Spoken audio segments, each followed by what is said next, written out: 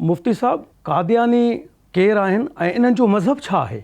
मिर्ज़ा ग़ुलाम अहमद कादियानी जेको हिंदुस्तान जे हिकु इलाइक़े कादियान में पैदा थियो, उन निस्बत सां उहो कादियानी सॾिबो आहे। ऐं मिर्ज़ा ग़ुलाम अहमद कादियानी जा जेके अक़ीदा हुया, जेके नज़रिया हुया, उन्हनि नज़रियनि खे मञण वारे खे जेको आहे कादियानी चइबो आहे। यानी जेको शख़्स मिर्ज़ा ग़ुलाम अहमद कादियानी जे नज़रियनि खे मञे थो, उहो शख़्स कादियानी आहे।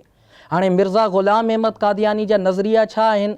उन जो सभिनि में जेको वॾो नज़रियो आहे उहो इहो आहे जो मिर्ज़ा ग़ुलाम अहमद कादियानी पंहिंजे पाण खे नबी सॾरायो। हालांकि शरीयत जो अक़ीदो आहे जो नबी करीम सल्लल्लाहु अलैहि वसल्लम खां बाद में कोई बि ॿियो नबी नथो अची सघे, उन पंहिंजे पाण खे नबी चवरायो।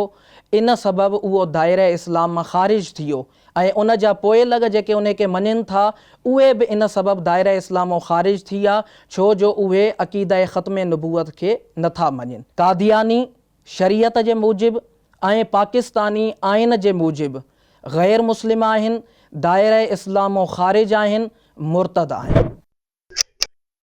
सिंधी सोशल मीडिया पेज खे लाइक कयो, फॉलो कयो ऐं शेयर कयो।